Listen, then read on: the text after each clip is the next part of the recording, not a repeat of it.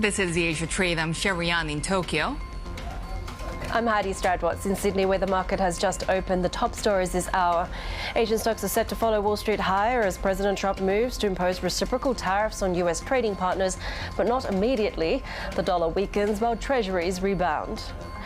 Trade topping the agenda as India's Prime Minister Narendra Modi visits the White House. We'll be live in Washington with latest from that meeting now underway.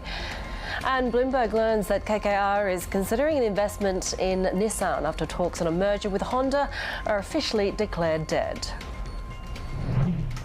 And we're awaiting a press conference right now by President Trump and the Prime Minister Narendra Modi of India. This is the first time that the two leaders have met in 5 years. And just coming hours after President Trump already ordered his administration to consider imposing reciprocal tariffs. And of course, we know that President Trump has been criticizing India on the campaign trail, calling it a very big abuser of its trade ties with the U.S.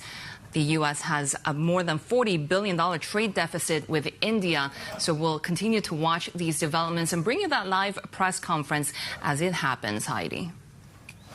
Shery, we've got some interesting numbers crossing the Bloomberg when it comes to the labour market in South Korea. And as you would well know, we saw that big jump in the jobless rate in December, and that was really quite worrying, particularly with some of the other headwinds facing the economy. We've seen that come down quite significantly, that January adjusted jobless rate falling to 2.9%. Estimates had been for 3.2%, but certainly that is a steep decline from the December number of 3.7%.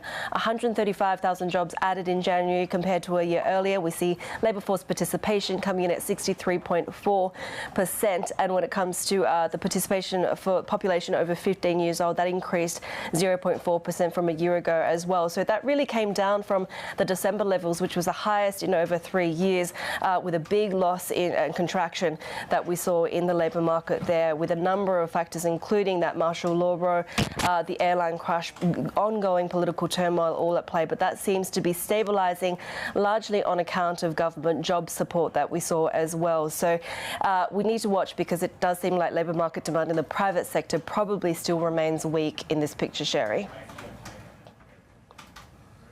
And we have breaking news also out of Peru, Haidi. The central bank has left the reference rate at 4.75% as widely expected. Now, the central bank saying that Peru's inflation will be approaching 1% in the coming months. In fact, Peru does have the lowest inflation and the lowest key rate among all of Latin America's largest economies. And we're now seeing the central bank keep the rate unchanged at 4.75% as expected. Of course, we're on really central bank watch across the board. Take a look at how we're setting up in the Asia session, and we're really reacting to what's happened overnight in the U.S., where stocks rose and big tech outperformed. The Japanese yen gained on the overnight session. It had its safe haven appeal, of course, at the moment, holding at that 152 level against the U.S. dollar. But in Japan, we'll be watching the 10-year JGB yield, which has now touched the highest since 2010. A lot to do with producer prices rising at the fastest clip in 19 months, something that we'll be watching in the U.S. as well, because take a look at U.S. futures, because we saw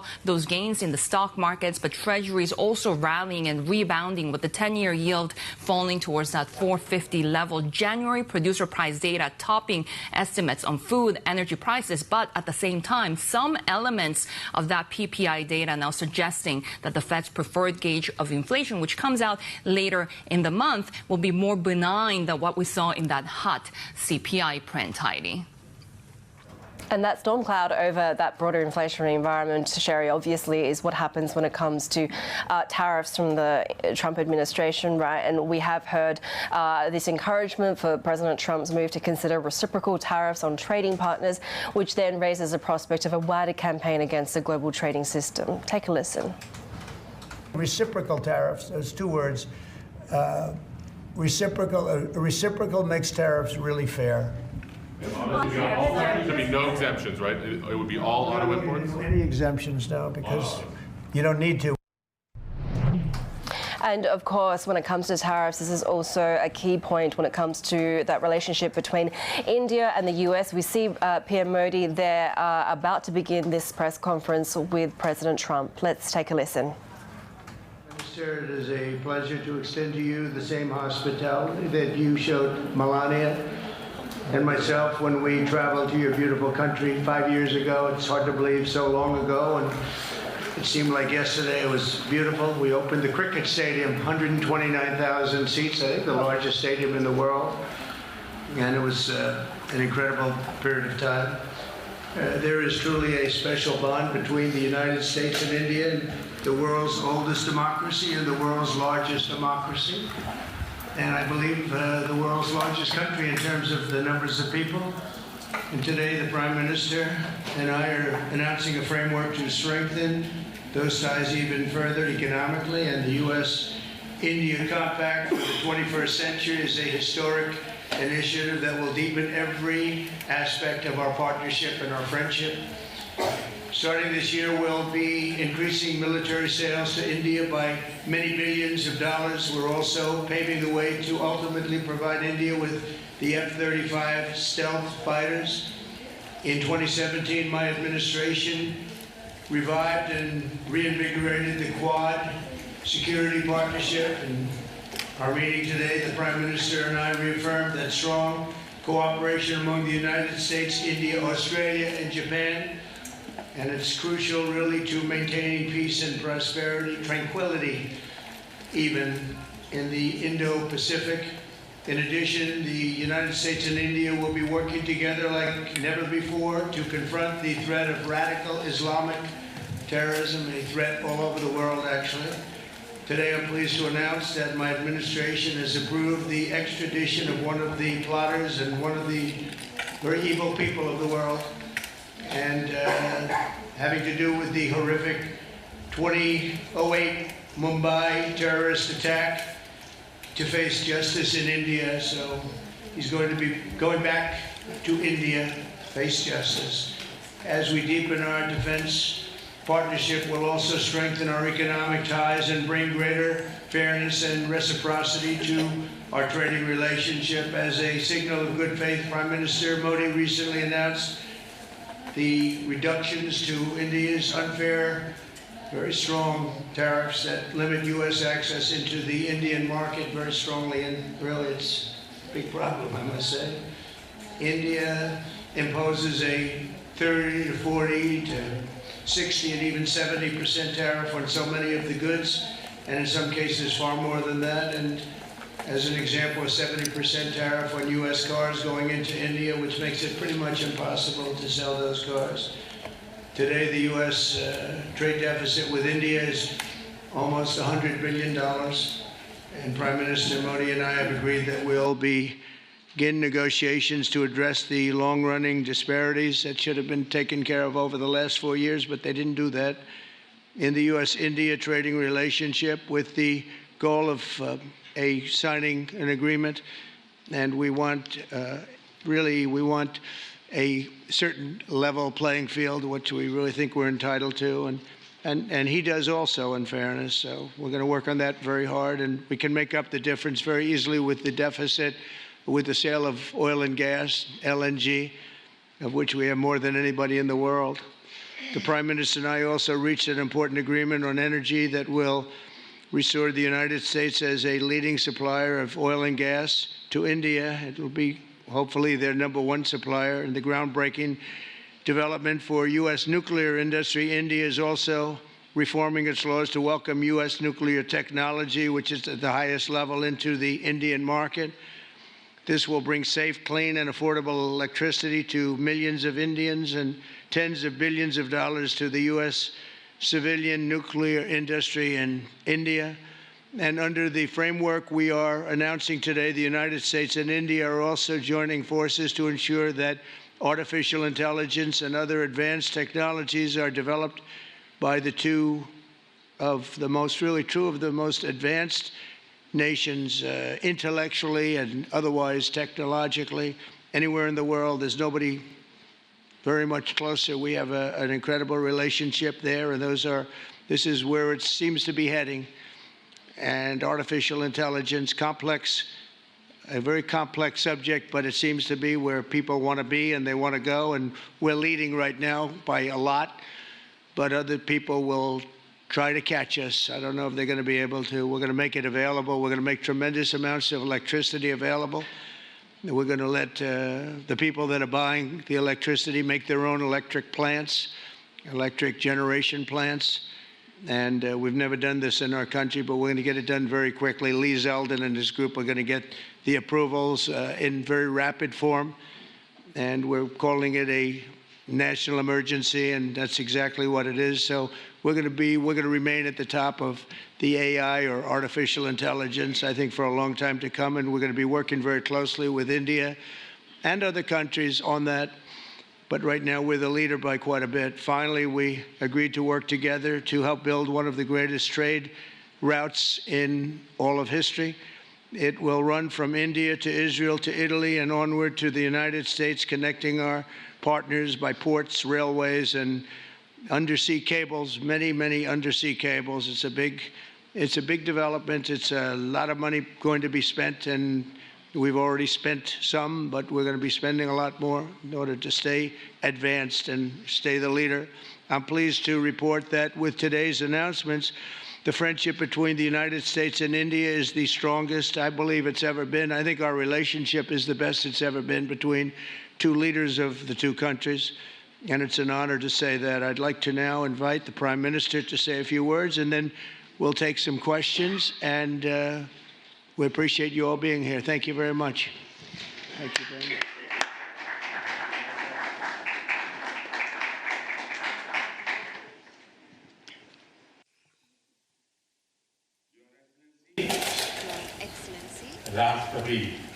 President Trump,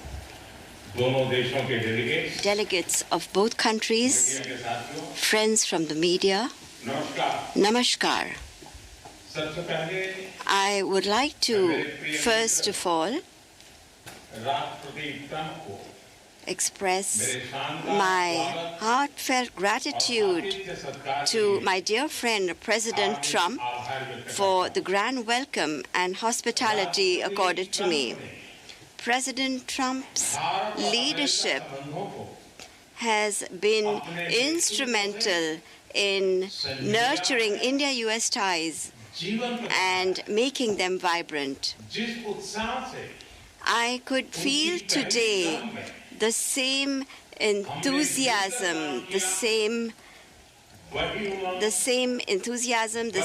energy, the same commitment that we had worked with during our first term.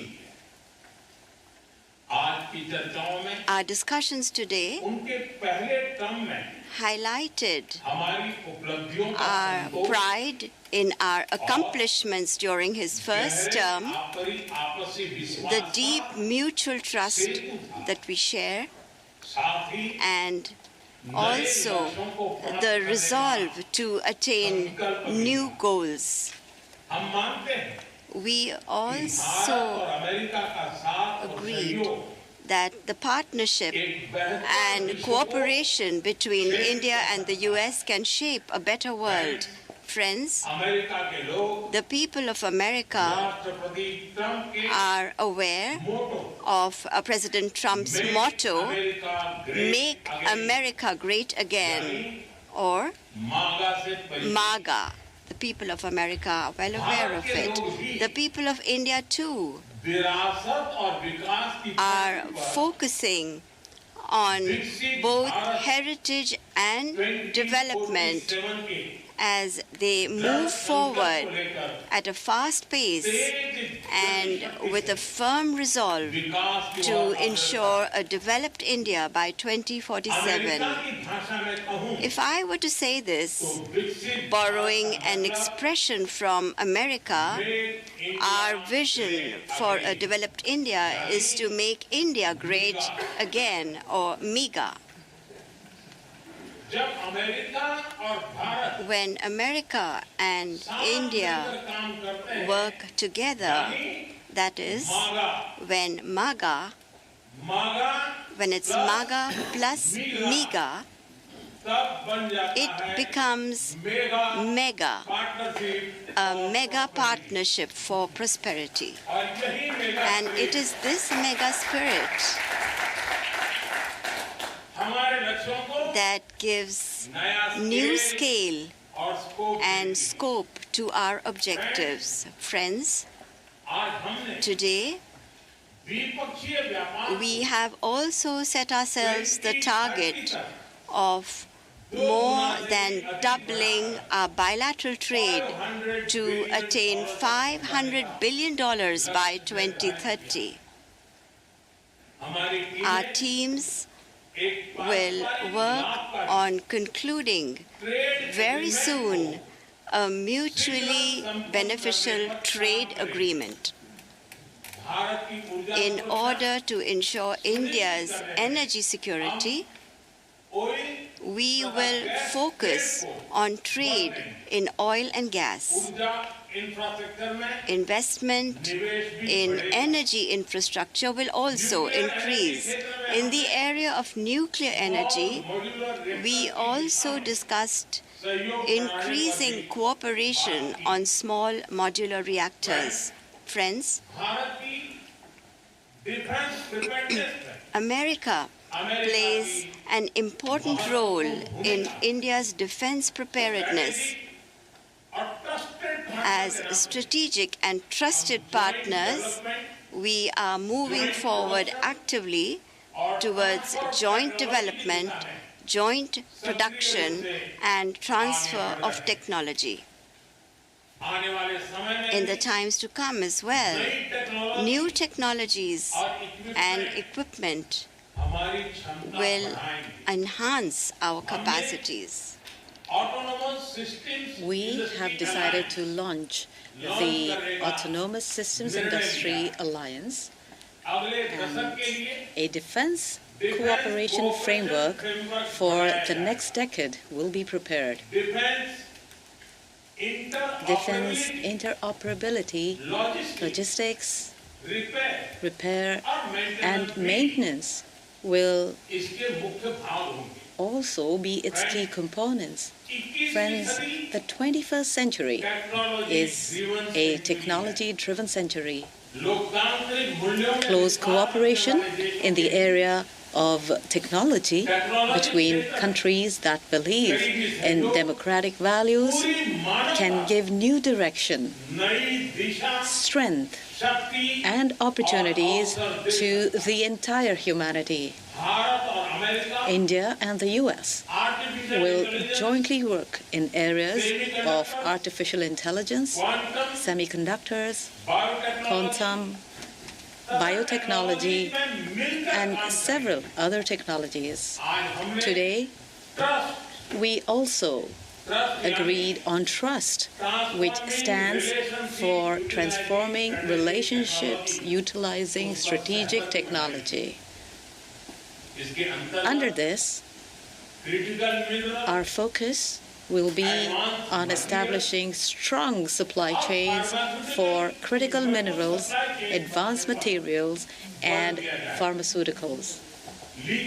We have also decided to launch a recovery and processing initiative for strategic minerals like lithium and rare earths. We have had close cooperation with the US in the area of space. The Nissan satellite, developed with mutual cooperation between ISRO and NASA, will soon be flying into space on an Indian launch vehicle. Friends, partnership between India and the US strengthens democracy and strengthens democratic values and systems. We will work together to enhance peace, stability, and prosperity in the Indo-Pacific. The Quad will play a special role in this. During the Quad Summit, scheduled to be held in India this year, we will expand cooperation in new areas with our partner countries. Under the IMEC and I2U2, we will work together for the development of economic corridors and in the area of connectivity. India and US will stand strongly together in the fight against terrorism. We agree that in order to eliminate cross-border terrorism, we need concrete actions. And I'm very grateful to President Trump that he, in 2008, somebody who carried out genocide in India, that criminal is now going to be handed over to India, and I'm grateful to President Trump for this. And appropriate action will be taken in the courts in India. Friends, the Indian community living in the U.S. is an important link in our relations. In order to further deepen our people-to-people ties, India will soon open new consulates in Los Angeles and Boston. These will be new consulates. We have invited American universities and educational institutes to open their offshore campuses in India. President Trump, I am grateful to you for your friendship and strong commitment towards India. The people of India still fondly remember your visit in 2020 and hope that President Trump will come and visit them again. On behalf of 1.4 billion Indians, I invite you to visit India. Thank you. Thank you very much. Thank you very much.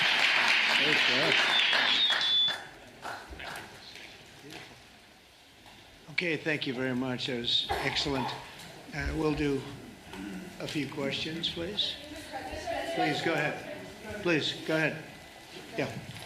Yeah, blue shirt. Thank you, Mr. President.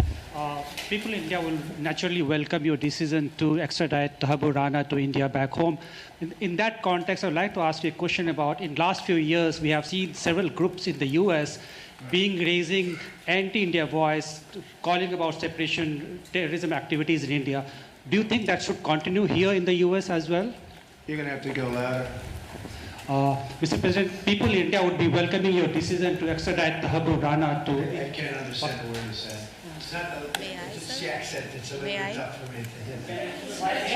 How about you, please? Go ahead, back there. Mr. President, thank you. First, I want to ask Thank you very much.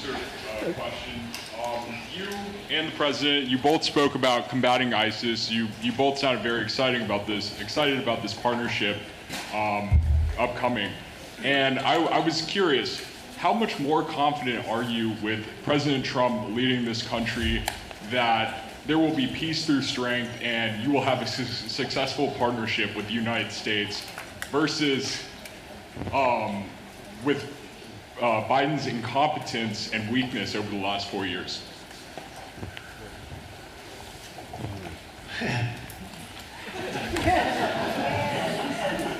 That's your question, but I'll answer it. I agree with you. Gross incompetence. We're going to have a fantastic relationship, and it has been, look, the whole world's been set back over the last 4 years by the weakness of the United States, the weak leadership of the United States, but I think we've taken care of it in just 3 weeks. It seems to me that even some of the media that we wouldn't prefer has been writing that this is a much different country right now, that the world has a light over it, not only our country, but the whole world. The Prime Minister told me that before, too, even over India. The world has a light. They need the United States to be strong and powerful, but good. And I think that's happened, and I think it's happened in a very short period of time. But I will tell you, we're going to have a fantastic relationship, and it'll make both countries much stronger. Mr. President, I have a question in Bangladesh.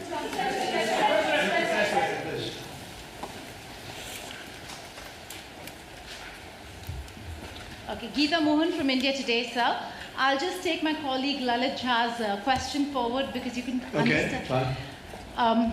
The question is about the fact that you've decided to extradite Thakur Rana. Thank you so much. India has been waiting to have him back in India to bring him to justice. But there are many other elements in the United States of America, particularly Khalistani separatists who've been working against Indian interests. How is the United States of America going to cooperate on that front with India? There have been allegations that have been leveled against Indian agencies by the Biden administration. Are you going to relook that with Tulsi Gabbard as DNI now? Well, I don't think India had a very good relationship with the Biden administration. They wouldn't sell them oil and gas, which is rather hard to believe because it's a good thing to do. And a lot of things happened that weren't very appropriate, I thought, between India and the administration, the Biden administration. But as you said, we're giving a very violent man, it seems to me. I mean, I don't know that he's been convicted yet or will be, but let's assume he's a pretty violent person. We're giving him back to India immediately. And there are more to follow because we have quite a few requests. So we work with India on crime. And we want to make it good for India, and it's very important. So that kind of a relationship is very important to us. Okay? Go ahead, please. Go ahead. Thank you. Mr. President, you've repeatedly called India a big abuser of trade and said it is really difficult to do business in India because of tariffs. You announced reciprocal tariffs today. I am hoping you can speak about what kind of reciprocal tariffs India can expect. Are you willing to make any concessions? And how can India head off these tariffs? I also have one for the Prime Minister. Well, India's been, to us, just about the highest tariffed nation anywhere in the world. They've been very strong on tariffs. I don't blame them necessarily, but it's a different way of doing business. It's very hard to sell into India because they have trade barriers, very strong tariffs. We are right now a reciprocal nation. We are going to, if it's India or if it's somebody else with low tariffs, we're going to have the same. We're going to have whatever India charges, we're charging them. Whatever another country charges, we're charging them. So it's called reciprocal, which I think is a very fair way. We didn't have that. I was going to do that in my other term, and we had the greatest economy ever in the world. There's never been an economy like we had, and then we got hit with COVID. We had to focus on that, and I wasn't really in the mood to be putting it on Italy and Spain and France and India, frankly, and a lot of other countries, because the world was very troubled until we got rid of that nightmare. But we had the strongest economy anywhere in the world during that fairly long period of time during my first term, as you know, and we didn't do the tariffs. We would have done the reciprocal tariffs, but we decided, and I decided, I think on a human basis, on a humane basis, not to do them because of the fact that there was such suffering all over the world. The last thing we needed to talk about is trade problems. But now we do. We're doing, we see a tremendous future for our country, but we felt that now it's finally time, after 45 or 50 years of abuse, that we will do, and this isn't India, this is among a lot of nations. The European Union is very difficult for us, very, very difficult. They tax our companies at levels that nobody's ever seen before. They take advantage of a lot of things, so we're not happy about that. China, of course, is terrible, and we've never taken in 10 cents until I was president. We've taken in hundreds of billions of dollars from China since I've been president in the first term and now. And we have to do that just as a mechanism of fairness, and that's what I've done. And so we are being reciprocal with India. Whatever India charges, we charge them. So frankly, it no longer matters to us that much what they charge, because whatever they charge. I had discussions with India in the first term about the fact that their tariffs were very high, and I was unable to get a concession. So we're just going to do it the easy way. We're just going to say whatever you charge, we charge. And I think that's fair for the people of the United States. And I think it's actually fair for India. Okay?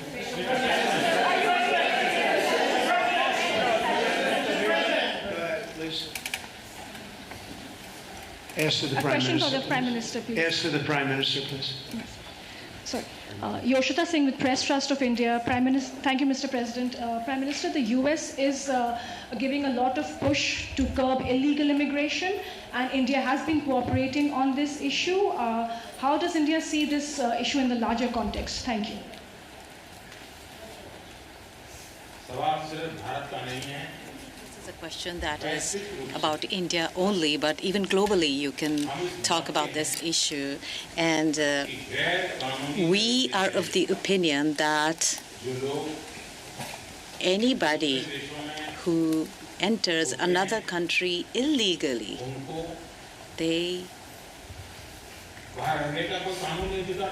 have absolutely no right to be in that country. And as far as India and the US is concerned, we have always been of the same opinion, and that is that any verified Indian who is in the US illegally, we are fully prepared to take them back to India. However, it doesn't stop there. These are children of very ordinary families, and they are lured by big dreams and big promises. A lot of them are brought in without them knowing about why they're going to a country. And in fact, they are connected with a human trafficking system, and we have to make sure that we fight against this system. As far as the US and India is concerned, I think what we should do is make efforts to make sure that we uproot these from within the system, so that we can reduce or remove human trafficking.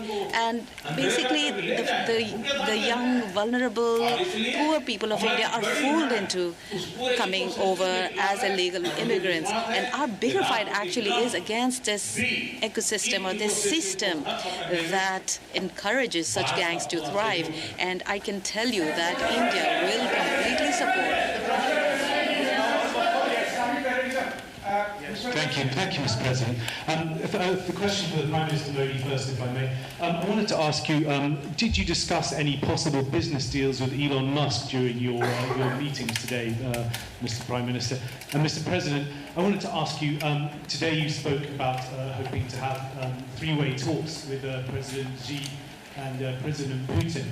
What would you say to European leaders and other allies who may be concerned that you're apparently more keen to speak to America's adversaries than to its allies? Thank you. Maybe I'll just go first on this one. We had some talks, and we told the European Union, we told the NATO people, largely they overlap, you have to pay more money because it's unfair what we're doing. We're doing a tremendous amount more. We're probably $200 billion more going into Ukraine, using for Ukraine to fight. And Europe has not really carried its weight in terms of the money. It's not equitable. And we want to see a counterbalance. We want to have them put up more money. They have to do that.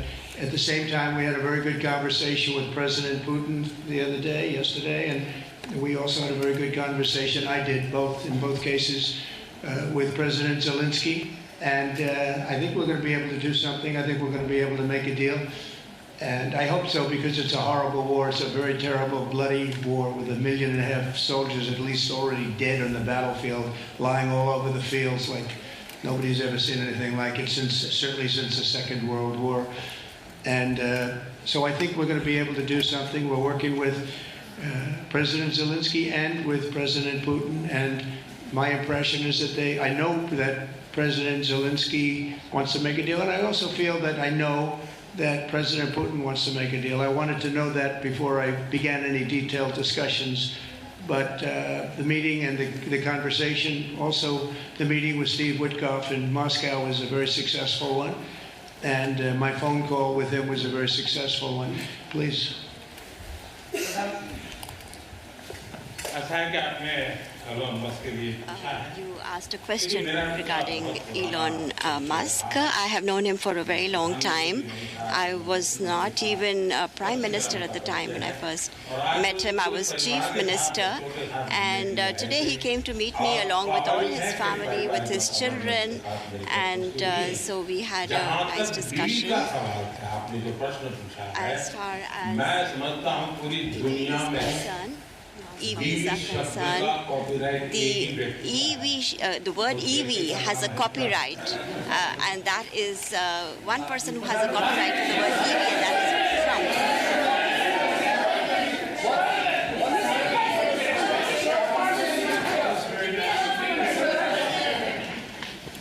Thank you, Mr. President. Can I ask whether you discussed at all today the case of Gautam Adani, who's one of the wealthiest men in Asia and perceived as an ally of Prime Minister Modi? Prime Minister Modi, have you asked the President to take action on that case? Thank you. Firstly, India is a democratic country, and our culture and our thought philosophy is Vasudhaiva Kutumbakam, which basically means that the entire world is a family.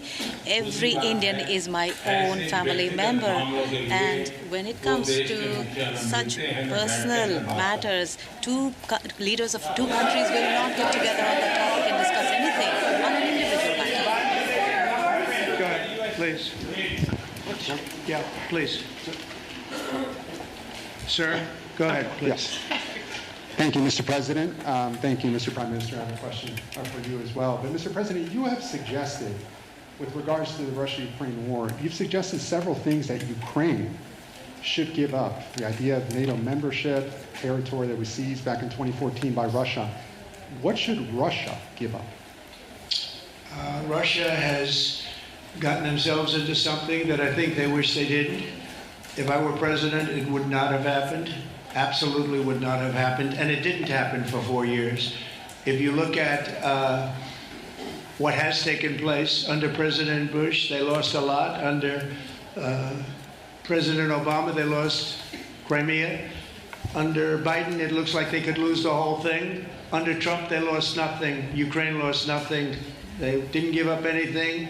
And you take a look at the other three presidents surrounding me, they gave up a lot.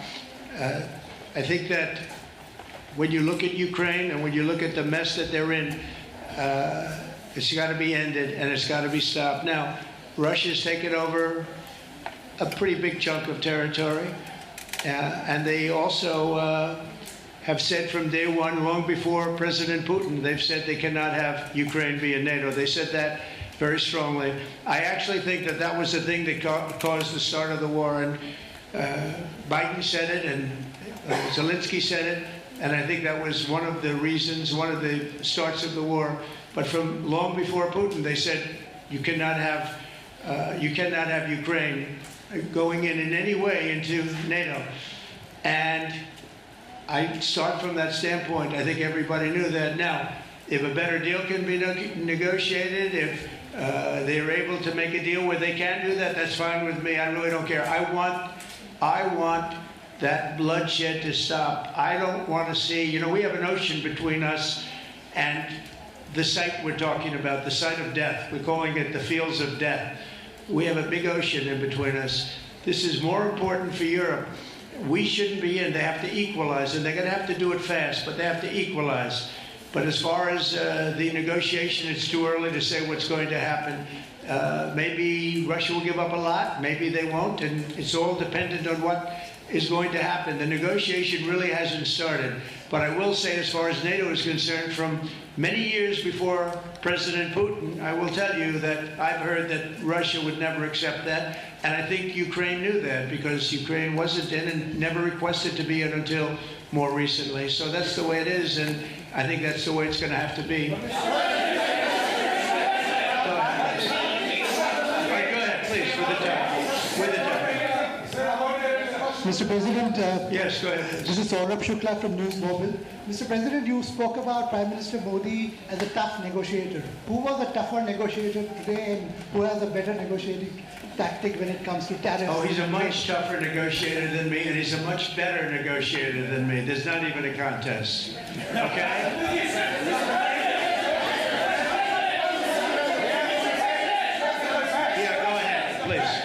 Go ahead. Reena Bhagwat from ANI. How do you see this relationship between India and the United States to counter China? And what is your vision when it comes to India, brokering peace in the Ukraine and Russia conflict? Well, I think we're going to have a very good relationship with China. I got along with President Xi very well until COVID. That was a bridge too far. But until then, I got along with President Xi very, very well. We were very close as leaders go. I don't want to be naive, but as leaders go, I think we were very close. And I think that China's a very important player in the world. I think they can help us get this war over with Ukraine and Russia. And I look at India, I do see the skirmishes on the border, which are quite vicious, and I guess they continue to go on. If I could be of help, I'd love to help, because that should be stopped. That's been going on for a long time. And it's quite violent. It's quite violent. But I would hope that China and India and Russia and U.S. and all of us can get along. It's very important. The power of weaponry today is, and not only nuclear, but nuclear in particular, the power of weaponry is very important. I said before that I had very constructive talks in my first term with President Putin about the denuclearization of the two countries, and then we were going to go to China after we worked some kind of a deal. And we had the confines of a deal. I thought he really wanted to do it, so did I, denuclearize. And it's such a beautiful term when you think about it. In other words, to bring it down, because the power of those weapons is too great. And I did speak to President Xi about that, and I was getting also a very good response. He's building a very strong nuclear power. He's not very close to Russia or the United States right now, but he will be soon. I mean, he'll catch up over the period of 4 or 5 years, they say. But it would be a great thing if we could, on a military basis. We're going to spend this year $915 billion on military. Russia, without the war, was spending close to 100, but with the war, I can't tell you what they're spending, but they're spending a lot. And China's spending $400 and $450 billion. We're over $900 billion. And I said, it doesn't really make sense, does it? We're spending the money against each other, and we could spend that money for better purpose if we get along. And I'll tell you, I think that something like that will happen. First, when I left, as you know, 4 years ago, we didn't have Israel and the Middle East. We didn't have October 7th, a disaster, the disaster. Nothing was happening. Iran was not going to do anything, because Iran did not have much money at that point. They were broke. They were totally broke. They didn't have money for Hamas or for Hezbollah. And you didn't have Russia with Ukraine, and that would never have happened. But now I come back, and the whole world is on fire, so I have to put out the fires. But after I put out the fires, I'm going to meet with China, and I'm going to meet with Russia, and we're going to see if we can de-escalate it. We can bring it down military, especially as it pertains to nuclear. Please.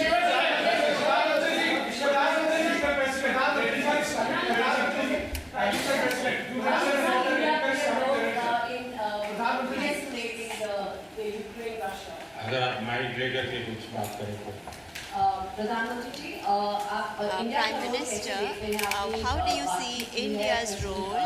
You have had discussions with President Trump about de-escalating the conflict in Russia and Ukraine. As you know,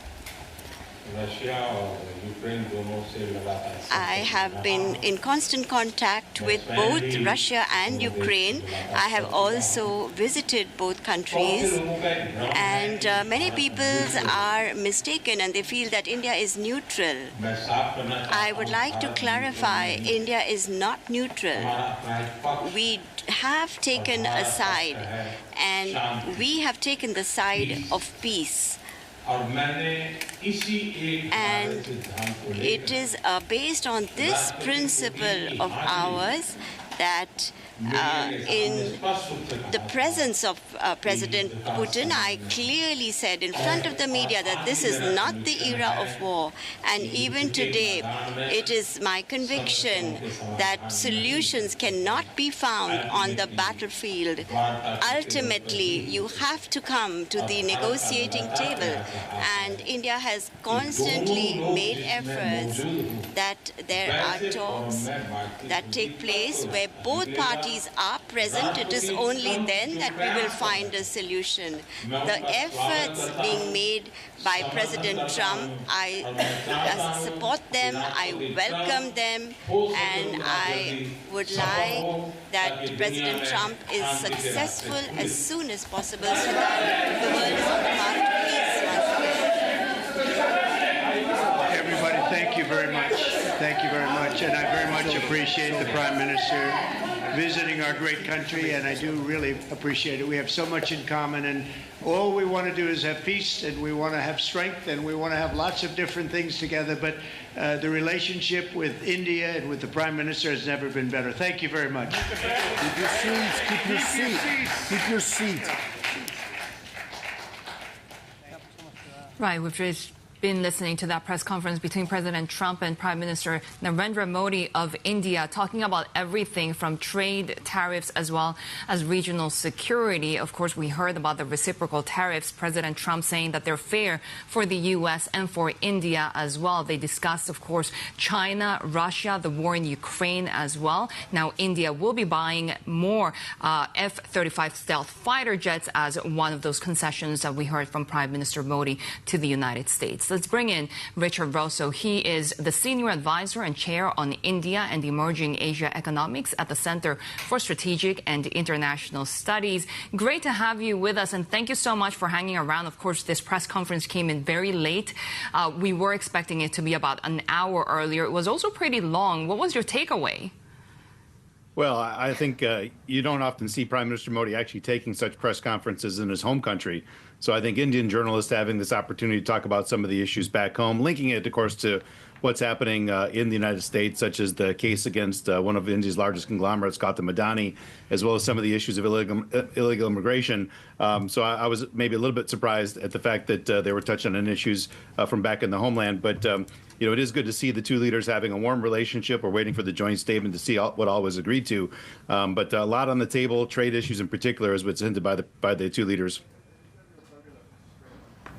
Reciprocal tariffs still going to be put in place against India, according to President Trump. Of course, Prime Minister Modi talking about some of those concessions, including buying more energy, supplying more oil and gas to India and coming from the United States. Do you think this will enough to placate President Trump for now?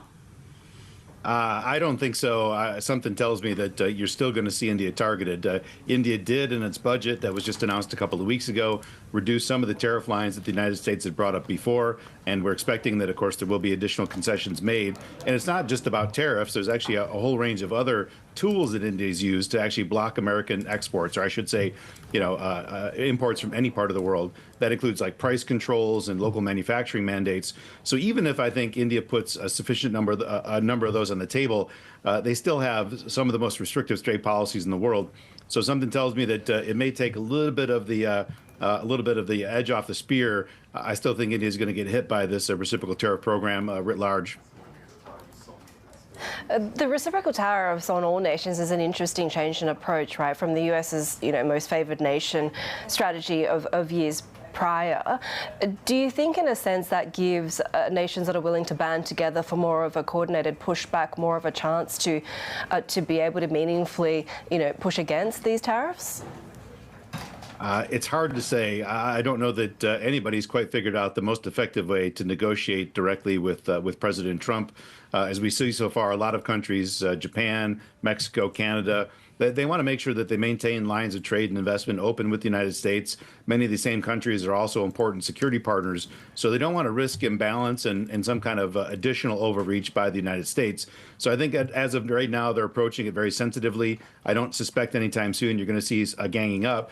what you might see, the President Trump has hinted that they might be willing to look at some bilateral trade deals, even small group trade agreements. And we're wondering if the joint statement is even going to hint at potentially opening up such trade talks with India. So that may be the Hail Mary pass on resolving issues before they become big, is looking at a package of agreements that both can do in a single trade agreement.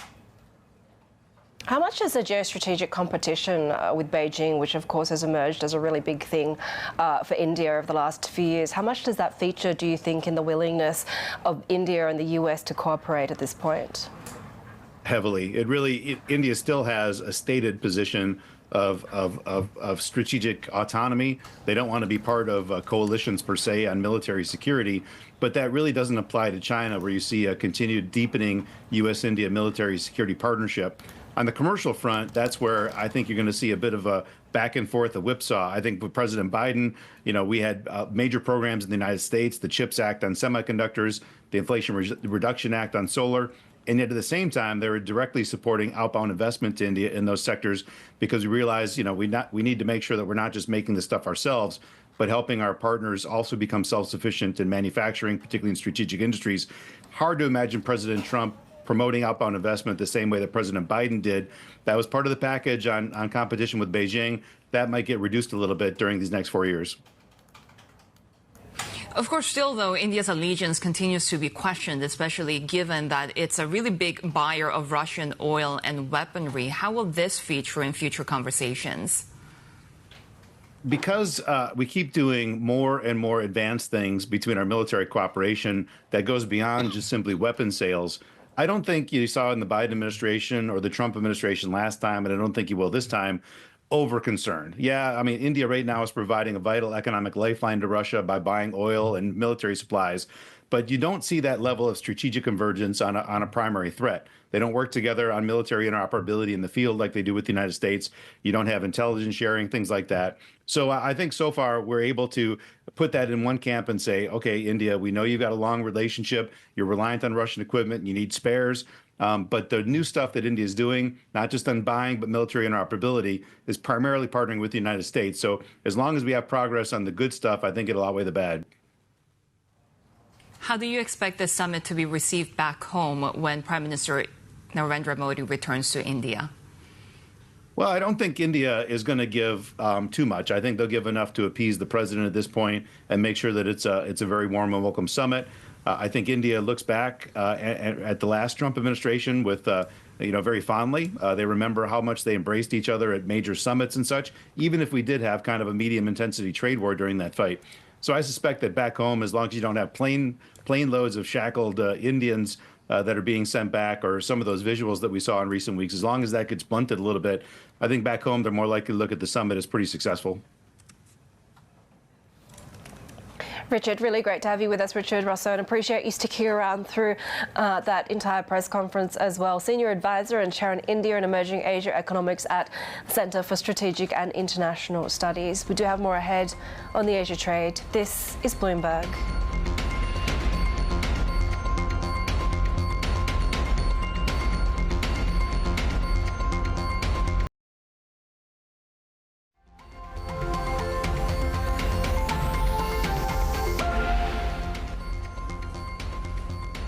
Here are some of the stocks that we'll be watching when trading opens in Korea and Japan. Nissan Motor and Honda, of course, we have just heard confirmation from both sides that they have officially ended their alliance talks. But other players could be coming to the forefront. Sources now saying that KKR is in the early stages of evaluating an equity or debt investment into Nissan to improve its financial position. Of course, we've heard from Honhai as well, wanting to potentially buy Renault's stake in Nissan as well.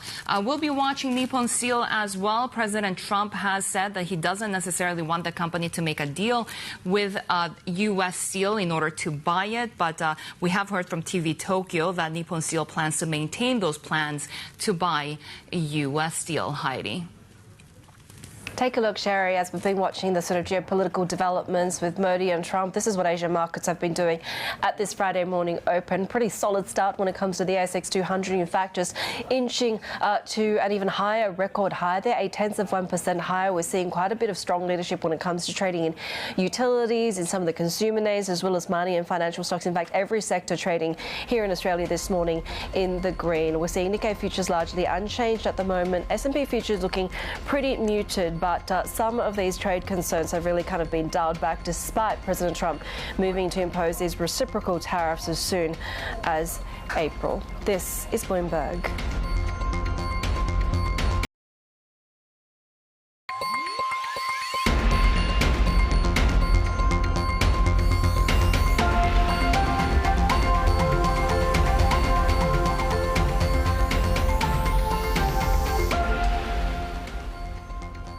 This is the Asia Trade. We're counting down to Asia's major market opens. And Shery, of course, we're really just processing what we heard from that joint press conference from President Trump with India PM Narendra Modi. And really, it is kind of the theme of reciprocal tariffs. I thought it was particularly interesting that even with this kind of very friendly set of overtures between the two leaders, President Trump saying, you know, even when it comes to India, they will be taxed what that country taxes the US. And that seems to be the strategy going forward. We could see that taking place as soon as April, but the markets seem a little bit reassured by sort of the kicking the can down the road when it comes to that timeline. Prime Minister Modi really wanting to make more concessions to the United States, right? Talking about really increasing those military purchases coming from the U.S., including F-35 stealth fighters, not to mention, of course, energy purchases and just cooperation more broadly on artificial technology as well. And of course, a lot of these trade-exposed economies across Asia are watching very keenly and nervously as to the direct and indirect impacts of these Trump tariffs. We are getting numbers when it comes to the final reading for Singapore GDP there as well. 2024 GDP expanding by 4.4% year on year. That was a beat on estimates of 4.2%. And we are seeing that fourth quarter GDP rising 5%. That was bang in line with expectations there on a quarter-on-quarter basis. That's a gain of 0.5%. So really this very externally exposed economy for Singapore ending 2024 on a pretty solid footing there as we continue to monitor the potential impact of what could be a global trade war depending on what we see from President Trump's policies there. The Ministry of Trade and Industry saying that this is really better than the government's preliminary reading there. It is really though a situation of vulnerability when it comes to both China's ongoing slowdown to these trade tensions driven by the US, and we could really see that escalation to potentially slow Singapore's growth this year, Shery. Yeah, we have actually heard already the reaction coming from Japan when it comes to a cabinet minister talking about that U.S. reciprocal tariffs being implemented. Asakawa now saying that they will carefully look at the tariff details and impact and respond appropriately to what the U.S. is doing. The Nikkei coming online up 0.2%, and the topics being led higher by consumer discretionary and industrial stocks. The Japanese yen holding steady. We saw some strength in the overnight session. We had some safe haven appeal, of course, with all of the tariff news and the risk-off sentiment. The 10-year JGB yield is something that we're watching because it's now at around those levels at the highest since 2010. We have been watching inflation accelerating, especially when it comes to producer prices, something that the Japanese yen has also reacted to U.S. inflation data recently, and we saw overnight as well that producer prices came in topping estimates, but at the same time, some of those elements of the U.S. PPI pointing to the fact that perhaps the Fed's preferred gauge of inflation is coming down according to expectations. Take a look at how the Kospi is doing right now. We're talking about a second session of gains at the highest level since October of last year. We have seen the Korean won also strengthen a little bit more of a risk on sentiment with the local market stabilizing. We heard from the acting president, Choi Sang-mok, talking about really closely monitoring U.S. policy and the financial markets. Heidi. And take a look at, Shery, when it comes to that inflation outlook, as we see the move for US Treasuries. We did see bonds rallying as that new inflation data kind of repairs the damage that we saw from CPI, right? But whether that's going to be long-lasting or not is going to be quite interesting. We do have investors expecting that 10-year Treasury yield to reach 4.8% over the next 6 months on these trade worries, tariff threats, etc. Taking a look at one of the markets that have been online for the past hour, and we're seeing that extension of the record high when it comes to Australian equities. The ASX 200 there, just extending gains to 0.9%. We're seeing really broad leadership from utilities, from consumer stocks, mining, financials.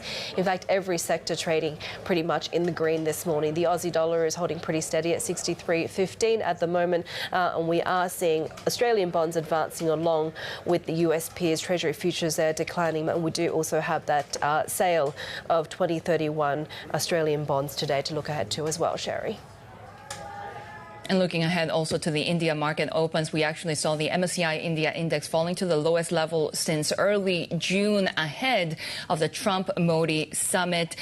We have gotten a very amicable, friendly press conference. Of course, we are also contending with reciprocal tariffs coming from the U.S. So let's delve into the broader market impacts with Naomi Fink, Chief Global Strategist at Nikko Asset Management. Naomi, it's always great to have you with us.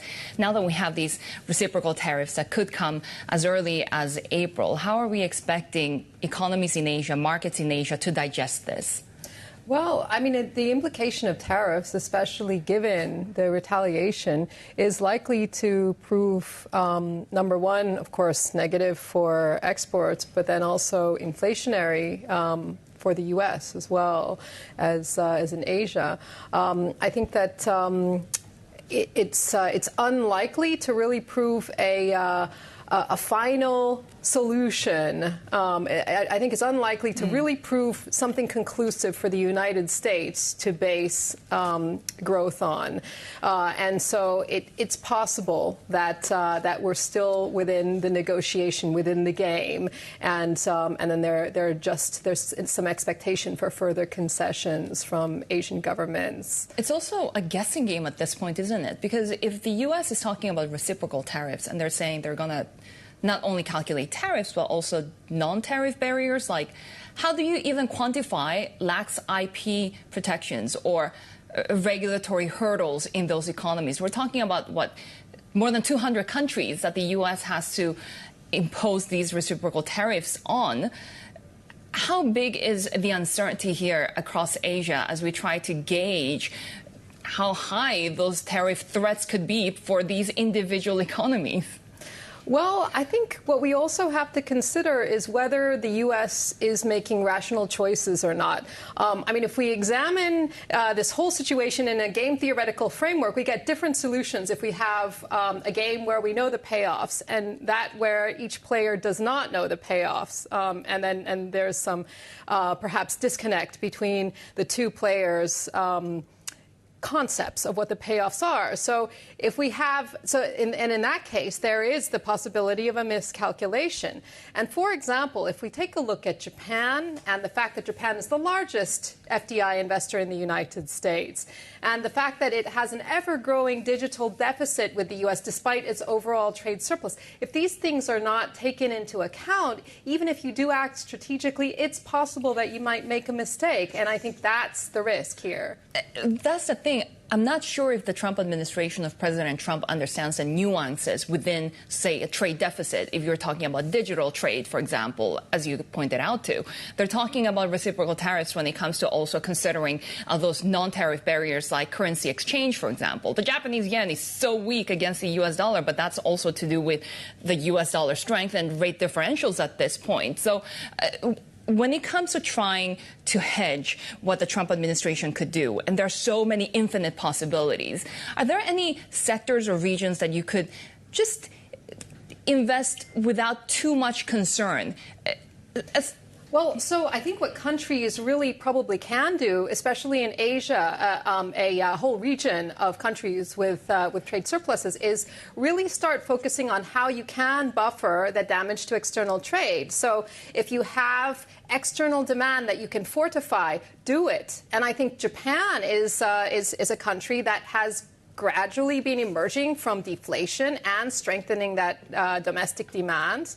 And I think that's still going to continue over time. So even if we see short-term volatility related to tariffs, it's possible that we can look through that and use some of that volatility as opportunities to really go long the Japanese structural improvement story that should be a greater and greater buffer against the tariffs and other external shocks as time goes by. And I think the same may be said about other economies in Asia that have strong domestic demand stories. Yeah, tell us about, whether that's a more sort of compelling argument at this point, given all of the trade and US policy uncertainties, or does that US exceptionalism story remain intact?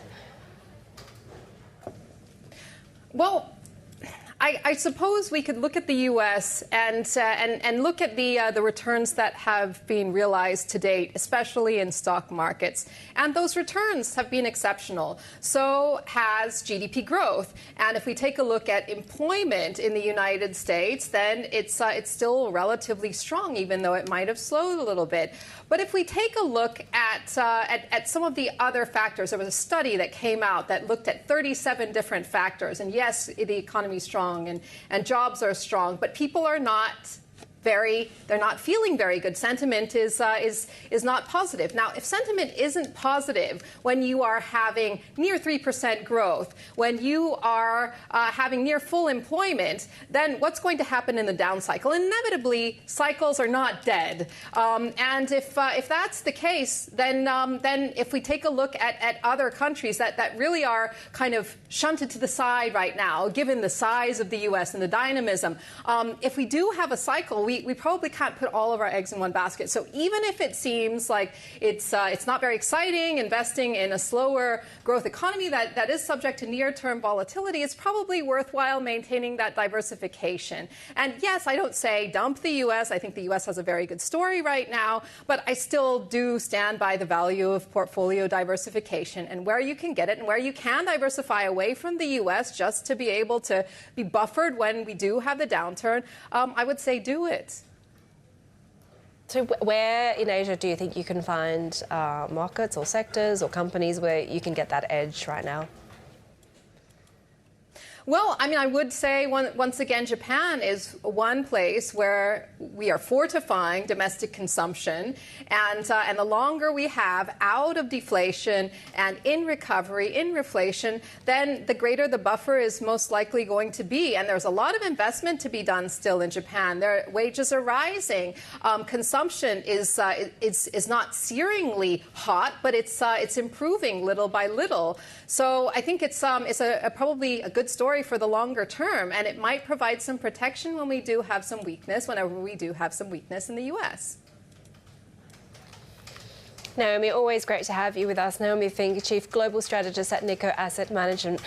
We do have some breaking news when it comes to some more cuts from HSBC, planning a new round of investment bank job cuts next week. They're beginning that new round of job cuts at the investment bank to begin in Asia and affect employees globally. They'll be based on performance, removing the duplication of jobs, simplifying operations.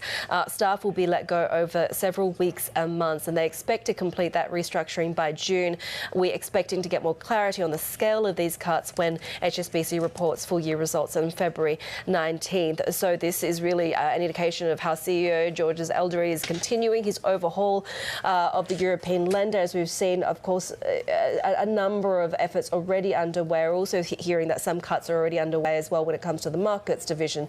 But the wider layoffs across the investment banking division will begin as early as Monday, according to people familiar with the matter, and they will be staggered over several weeks and months. So he really is looking to cut costs with this restructuring. So far, we've seen some other efforts, including joining the commercial banking division with the global banking division and markets unit, pulling out some of the underwriting and advisory units in Europe and America. So many changes since he took charge back in September, Shery.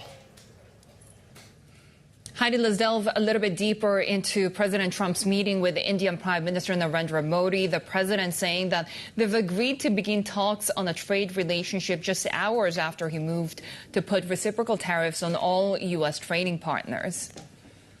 Prime Minister Modi and I have agreed that we'll begin negotiations to address the long-running disparities that should have been taken care of over the last 4 years, but they didn't do that, in the U.S.-India trading relationship, with the goal of signing an agreement. And we want, we want a certain level playing field, which we really think we're entitled to, and he does also. Bloomberg's Avril Hong has been following this and joins us now. Avril, of course, President Trump continuing to insist on a fair and level playing field when it comes to trade. What does that look like for him with India? Well, I mean, when he was asked what sort of reciprocal tariffs India should be expecting, we heard him say that, you know, what they're charging us, we should be charging them. So read into that what you will. We were hoping for further clarity, right, out of this presser on trade relations, on tariffs. We've been reminded time and again about how Trump had previously called India a very big abuser of trade. On leveling the playing field, it was interesting how he took a pretty warm, conciliatory tone during the presser, saying that, yeah, India has high tariffs. It's hard to sell to them, but that they don't blame them necessarily. It's just the way that they do business. And, you know, we'll have to see what comes out from the joint statement, specifically what they agreed on, but it does sound like Trump is taking a pretty tough stance when it comes to trade. Of course, this could all be a negotiating tactic by Trump, but it does make you wonder, the longer he wields this tool, does it have diminishing returns? I mean, we've also seen sort of tariff fatigue in the markets. As to some of the concessions that India has been making when it comes to trying to prevent these reciprocal tariffs, we've seen how, you know, they've been lowering tariffs on bikes, on cars, but India still has a really restrictive environment by most analysts when it comes to trade. So I think it's going to take a lot more to avoid that kind of tit-for-tat approach. Other than that, they also agreed to begin negotiations on their trade relationship, as you alluded to earlier, doubling bilateral trade to $500 billion by 2030, working to strengthen trade routes with India that would run to Israel and Italy. And April, one commonality at least is a geostrategic rivalry with China, right? What did we hear in terms of some of the defence measures?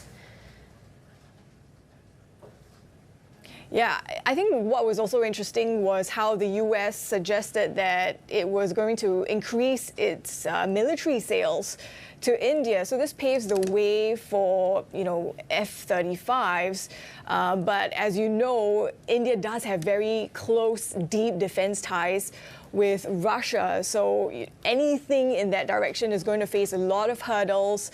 Why would the U.S. sell to countries where its technology might actually be stolen by adversaries? So that's really hard to see, but it does highlight India's urgency to modernize its military capabilities. And as for relations with China, Trump did say that, you know, he has very good relations with Xi and that they really want to get this war over with Russia and Ukraine. And of course, all this is coming against the backdrop of China reportedly offering to play a peacemaker role when it comes to the war in Ukraine.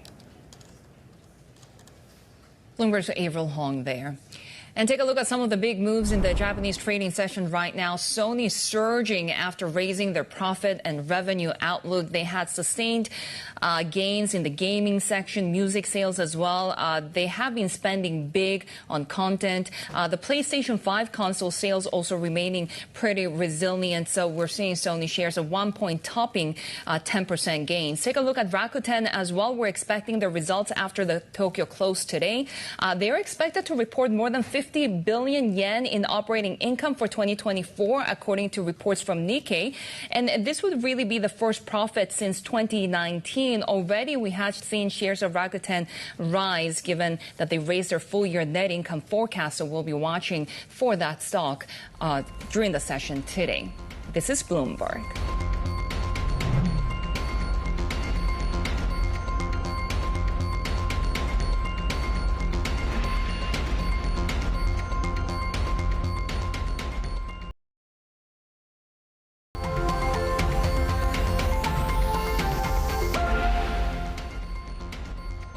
We continue to watch Honda and Nissan in today's trading session. They have officially ended their alliance talks. You can see both companies gaining ground at the moment, but analysts now thinking that Nissan needs a financially stable partner. And of course, we continue to hear about potentially more players coming into the forefront of what happens to these two companies, especially if Nissan needs to find a new partner. Let's bring in Bloomberg transport reporter Nicholas Takahashi. Nick, so what does this actually mean for these two companies, especially Nissan, that of course has not been doing very well? Well, it's been an eventful couple months. I think it's been about 3 months since first speculation rose or surfaced about possible tie-up, a so-called merger between these companies. And essentially, after all the dust has settled, we're back to square one for both. Honda's got a strong hybrid operation in North America, but they're bleeding in China. Nissan is struggling in both markets. Now that the tie-up has fallen through, they're back on their own. Honda is looking for a way to scale up their operation so that they can better compete with big players like Toyota, Volkswagen, not to mention EVs like BYD and Tesla. And then Nissan is back to square one in the sense that it's on its last legs. It's struggling with its own financial crisis, cratering profit, an outdated product lineup, and a revolving door leadership. And we're now hearing that KKR could potentially come into play. Right. Recently, our reporting showed that Nissan is looking for a partner beyond Honda, preferably a U.S.-based tech company. And Speak of the Devil, our reporting also revealed yesterday that KKR is weighing an investment in Nissan. And so as these two car makers, legacy car makers with long histories, emerge from 2 or 3 months of this drama, it'll be an interesting thing to watch as they take their first few steps. We already got the earnings results. What did they show? Mostly unsurprising results dropped yesterday. The secondary focus was earnings, obviously, the big ticket item being formally, the tie-up talks formally ending. But with Honda, results were mostly predictable. Operating income for the last quarter fell slightly short of expectations, but besides that, we see a lot of optimism for hybrid sales in North America alongside Toyota. And with Nissan, also unsurprising, but there are a few interesting items in that analysts were expecting about $280 billion in net losses for the fiscal year, whereas Nissan is now projecting $80 billion. It also lowered its annual profit forecast from $150 billion to $120 billion, which was already a massive downgrade from its initial forecast for $500 billion. So Honda's numbers are flat, if not stable. Nissan's are tanking. Nick Takahashi, Bloomberg transport reporter here, watching the Japanese auto sector as we continue to see any changes in between partnerships and these conversations going on potential alliances. This is Bloomberg.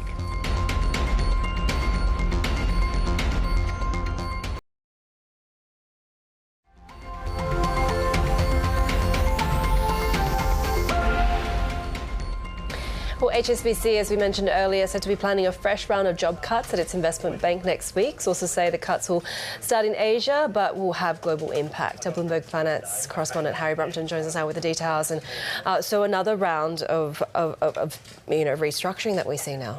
Yeah, the new CEO, Georges El-Hedri, is moving quickly. Yeah. It's only been a few months really since he's taken the seat, and these job cuts are going to be beginning in Asia and but we understand from sources that they could go more global and are going to take effect over a matter of weeks to possibly months. So, he's already promised about $3 billion in cuts to shareholders, and the stock has responded really well to that news, and this just kind of reiterates that. If you are going to cut $3 billion, the obvious place to start in a services business like investment banking is headcount and the costs associated with that. I think as a measure of how serious that is, a lot of those big cuts are taking place at the kind of management level where a lot of the salary is larger. So I think it was something like 40% of the company's top 175 managers are possibly in line to be made redundant or put out of the bank. That's kind of the larger context of this. And if you compare it to global banks, it's a fast move. Other big banks that are in that kind of delicate bulge bracket space of a big, large global bank that has a lot of costs and no special source or any distinguishing features, like Citi and Jane Fraser's turnaround has taken 4 years to kind of get underway and really hasn't been quite as rewarded by by the share markets. So in some ways it's bad news for HSBC, and other ways is, shareholders and analysts are quite positive on the results, and we'll get a bit more context out of that, I think, due to report And results. we have seen, there's been other measures too, right, in terms of combining units and trying to find cost efficiencies.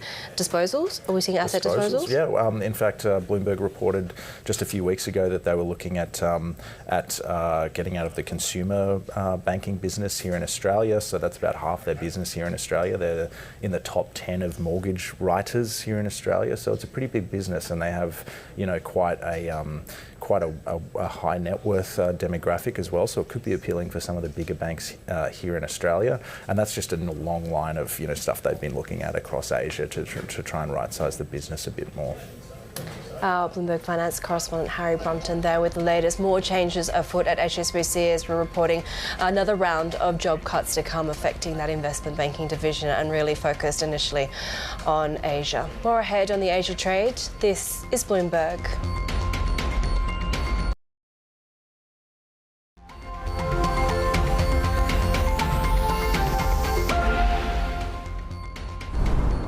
We have breaking news. Bloomberg has learned that Apple will be restoring TikTok to its U.S. App Store. This after a letter came from the U.S. Attorney General. Of course, we know that Apple and Google had removed TikTok in the U.S. to comply with a law passed last year. But President Trump, through its executive order last month, had instructed the Attorney General not to take any action on TikTok as of yet until the administration had an opportunity to determine the course of action. And Apple has now confirmed to Bloomberg that the app will be returning to its App Store Thursday evening, U.S. time, Haidi. Shery, let's take a look at how we're tracking this Friday, and of course a lot for markets to contend with, but a broader sense of relief, at least when it comes to the delayed timing of those broad reciprocal tariffs that's being slated as perhaps around April, even if they are going to come into effect.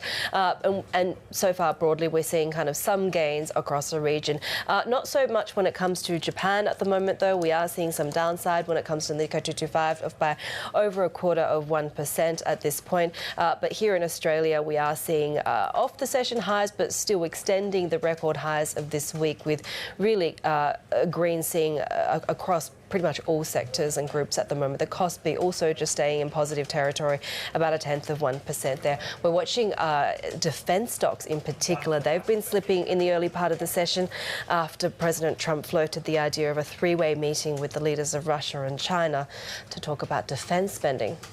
Well, President Trump also ordered his administration to consider imposing reciprocal tariffs on numerous trading partners, raising the prospect of a wider campaign against a global system that he complains has tilted against the US. Our senior editor, Derek Wallbank, joins us now. And Derek, this is quite a change from the sort of most favoured nation approach for US trading relationships.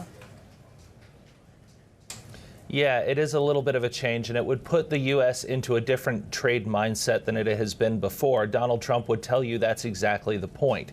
The U.S. has, for years, Trump says, been treated unfairly by having a fair variety of nations levy tariffs that the U.S. does not match. He wants to change that right now. Now, this is a massive logistical undertaking. We have been, I think, writing quite clearly that there are a lot of steps that would have to go. This is not something where you can flip on a switch, on turns the light, and all of these things happen. It's a massive undertaking across the whole of government to go through item by item, country by country, and then figure out how these are going to be assessed, right?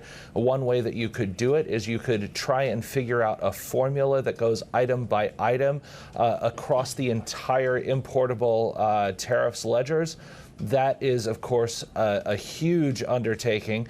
Another way that you could do it is to sort of figure out a rough estimate and then try and come to a number and then put that forward. So there's a lot of very technical details yet to come, but they all wind up aggregating as quite important. Now, this could come as soon as April. That's at the quick side of this. It could also stretch on potentially for weeks and months beyond that. What are we expecting to be the economic impact, not only on the United States, but also on developing economies, for example, that potentially have these higher tariffs that the U.S. could match? Well, I think that the effect is going to vary country by country, but certainly you have seen movement in what I would call trade-exposed currencies. We're down on this news. I think particularly, if you start looking into some places like India, which Narendra Modi was meeting with Trump at the White House today, is one of the ones that would be potentially quite impacted by this. India is a reasonably high tariff country. Trump mentioned that in his meeting with Modi at a press conference. He told reporters they hadn't necessarily come to any agreement on this, but that is a place that could face this. Now, you have seen India take some steps to try and lower some of their tariffs and make some moves that are more accommodative toward Trump. So it's a possibility that could be reduced there. But across the world, it's going to be place by place where some of these more protection-minded tariffs have been in place. You could see U.S. restrictions come into place. Now, if you are the sort of economy that has been trying to say, we're an outsourcing potential partner from the U.S., that's all fine, well, and good under what has been an established model. But those countries now, if you're saying, well, hold on a second, that puts into a pretty heavy trade deficit position, that now potentially becomes a liability. So there's a lot for some of those countries to do. At the same time, I would say, and it's a really important geostrategic point, some of those economies, again, India is one of those, Vietnam would be another one, have been places that the U.S. has been trying to get closer to in the last couple of years as a counterweight towards China. So there's really a lot to kind of take in here. There's a lot to consider. And look, when we've been dealing with Donald Trump, sometimes these things that don't get levied immediately become a starting point for negotiations. I would expect that to be the case here as well. Derek Wallbank, our Bloomberg senior editor, there with, of course, the reciprocal tariffs coming from the United States. We have more ahead on the Asia trade. This is Bloomberg.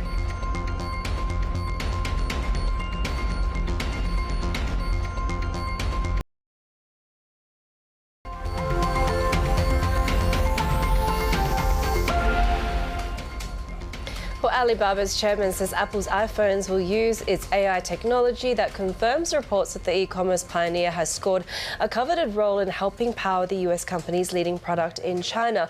Let's bring our China correspondent Min Min Lo. So this is obviously hugely significant in terms of both for Alibaba and Apple. Tell us more about what we know. Yes, well, it is a win for Alibaba to secure this very coveted deal, beating competitors like ByteDance, Tencent, and the like. It is not an exclusive deal, though, according to what the information is reporting. Apple looks set to continue partnering with Baidu along with Alibaba, but still a big win for Alibaba, for a company that has suffered several turbulent years under the tech crackdown from Beijing and also the post-COVID consumption slump.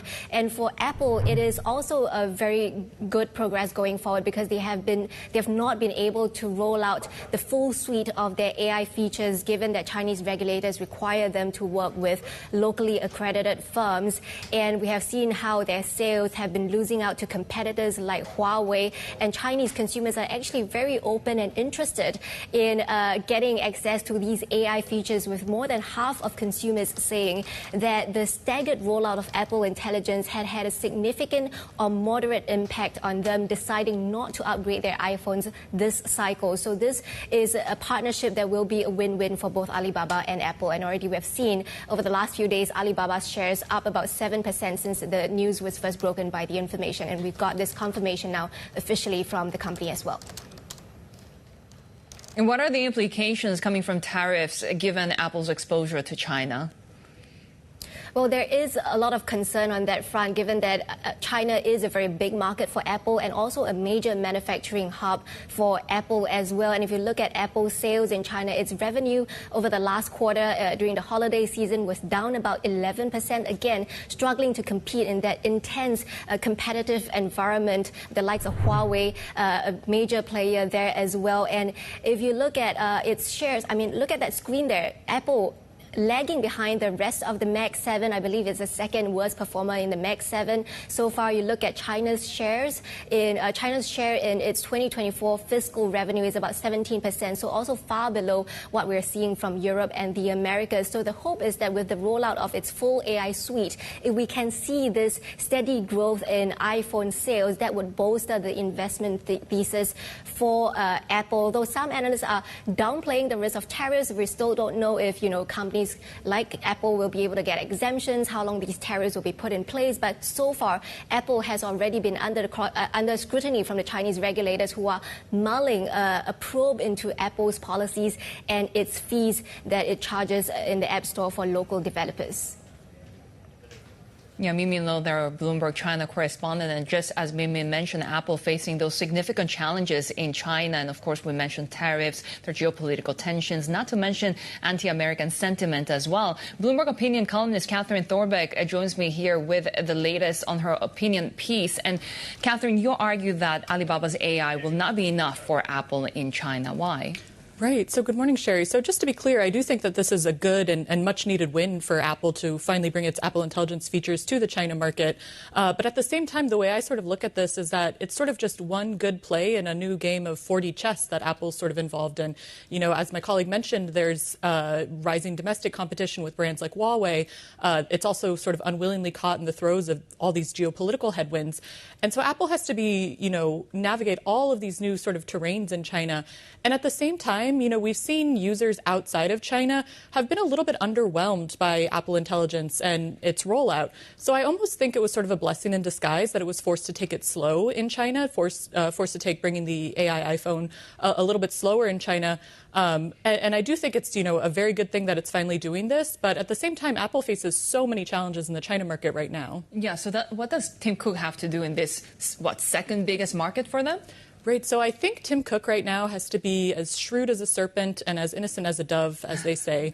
And, I think he's really done a good job of that in the past. He's really done a remarkable job sort of managing U.S.-China relations in a way that no other U.S. tech leader really has. But at the same time, I think, now is when the real challenges start. So I think he has to appeal, to Trump. He has to please, Beijing regulators. And he also has to appeal directly to Chinese consumers who, as we know, have not really been spending recently. And I think he has a really good opportunity coming up next month with Apple's China Developer Conference, which is in Shanghai next month. So I think the sooner he can actually bring Apple Intelligence to market and really do a good job with it and sort of sell it to the Chinese consumers, the better. And we've also seen Beijing recently announce some fiscal stimulus measures to, sort of promote consumer spending, especially for smartphones. So I think, the sooner he can bring the AI iPhone to the China market, the sooner he can tap into that as well. Given the geopolitical tech rivalries, which, seem only would deepen under a Trump administration, what does this partnership mean broadly for tech right now? So I think what's interesting is for a long time, given the geopolitical tensions, sort of any hopes of U.S. and Chinese tech companies working together has sort of been, snuffed out by mutual animosity and, of course, the geopolitics. But at the same time, with this recent DeepSeek frenzy, we've seen that sort of U.S. tech companies have maybe started to think that maybe they're missing out on something because of this divide. And, over the past week, we've even seen OpenAI's Sam Altman say that he's really keen to work with China and he thinks it's actually really important. And so I think, if Alibaba and Apple, these two huge tech companies from the U.S. and China, can find a way to show that it's not just possible to work together, but actually mutually beneficial, I'm hopeful that it can help sort of ease some of these tensions that we're seeing right now. Our Bloomberg Opinion columnist Catherine Thorbeck there in Tokyo. Let's bring in for a markets view Felix Brill, who's a group CIO at VP Bank. Felix, really great to have you with us. And we'll start off with China because it's quite interesting. Whilst we're, of course, continuing to be watchful of trade tensions between the US and China and some of the tech rivalry aspects that we've spoken about, we are starting to see perhaps a broader approach from the Trump administration with these reciprocal tariffs, right? What do you make of that? And is that sort of a better scenario or just more uncertainty for the markets?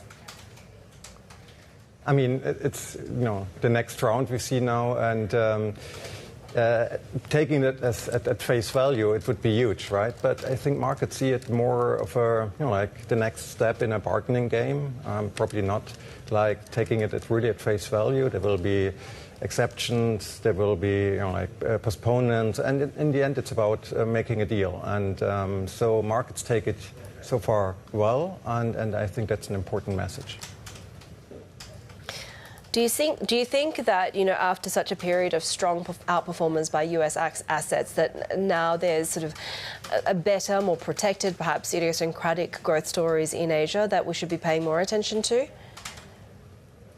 Yeah, I mean, U.S. equities have been quite a outperformer in recent years, and there are good reasons still to see U.S. equities doing well, or U.S. equity assets in a broader sense. But it's also very important not to have a tunnel vision, to look left and right.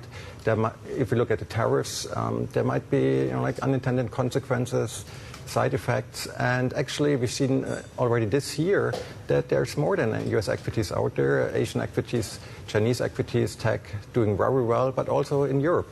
Switzerland, for instance, has a very good momentum recently.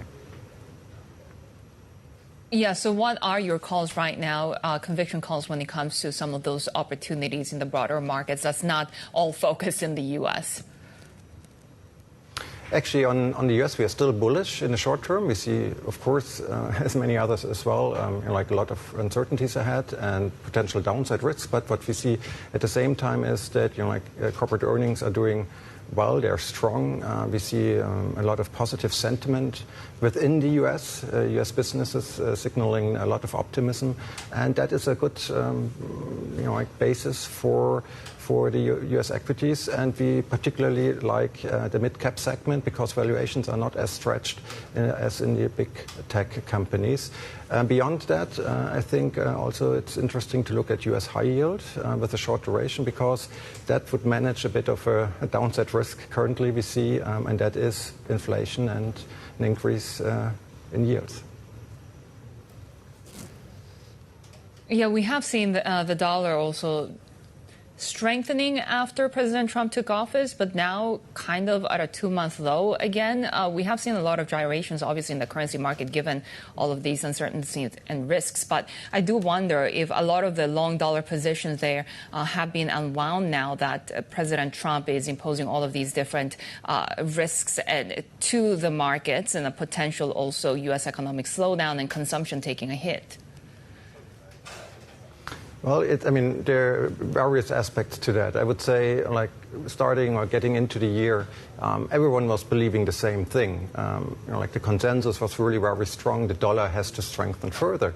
And I would say, typically, you should get cautious if everyone believes the same thing. And we've seen now a bit of that playing out, namely that the dollar is has weakened to some extent in a broader sense. Now, also looking back at the first Trump term, we've seen actually an interesting pattern.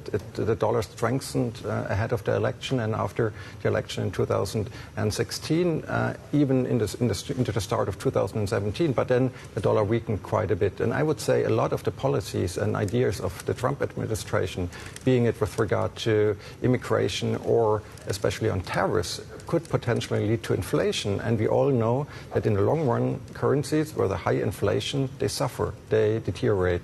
So you could also rephrase the slogan of Trump, making America great again, to making the dollar weak again. Felix Brill, good to have you with us, Group CIO, VP Bank. We do have more ahead. This is Bloomberg.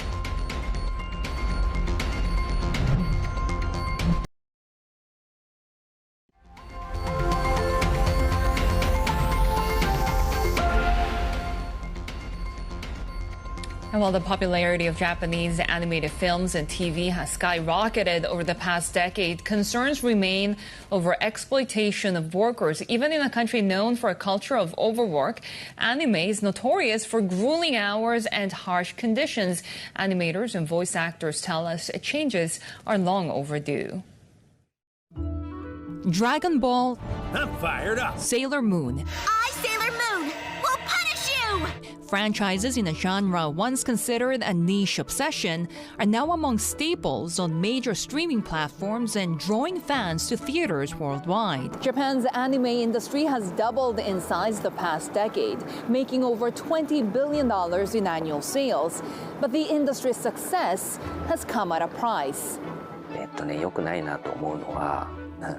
It's very difficult to make a living as a voice actor. The pay is low. If you offered 15,000 yen an hour, you might think that's good, but very often you'll be asked to keep your schedule free for 3 days to do one job.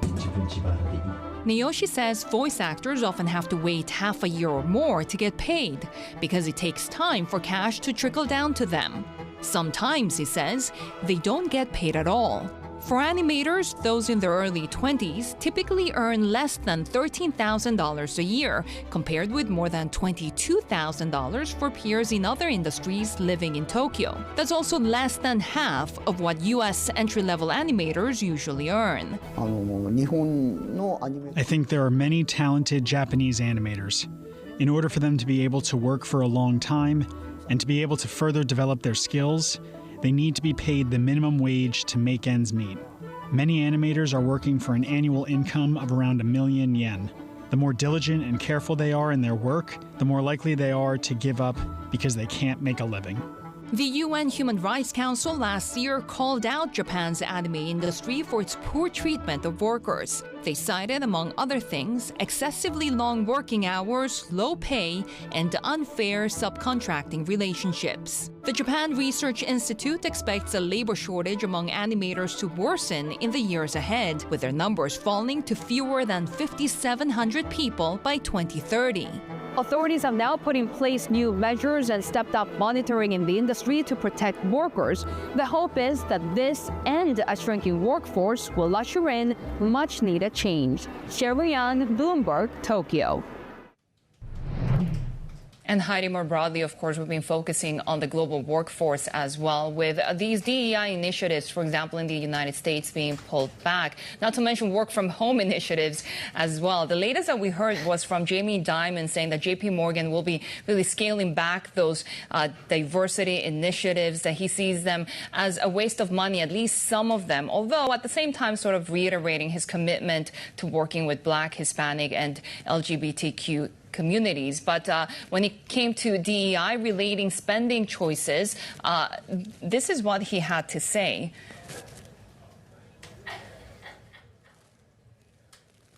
This is his comments when it comes to spending money on some of what Dimon calls as stupid initiatives, that he was going to cancel them really regardless of what the Trump administration is doing, and that he doesn't really like wasted money when it comes to bureaucracy.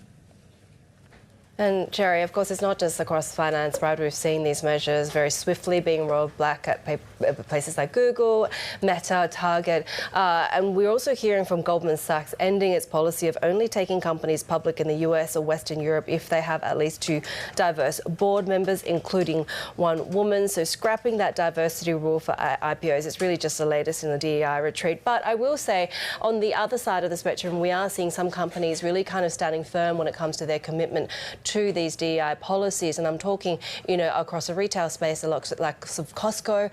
We've also seen that from Apple as well.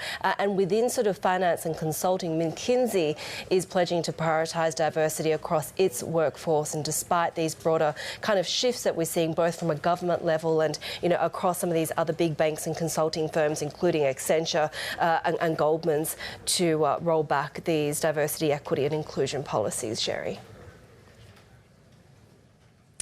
Right. And we continue to watch the broader markets right now, especially some big moves in the Asian session. Here in Japan, Nissan and Honda are 2 companies that we're watching really closely, as we've heard that KKR may be weighing an investment into Nissan. Of course, Honda and Nissan have officially ended their alliance talks, and we have seen more players perhaps knocking on the door. Honhai now saying earlier this week that they're open to buying Renault's stake in Nissan as well.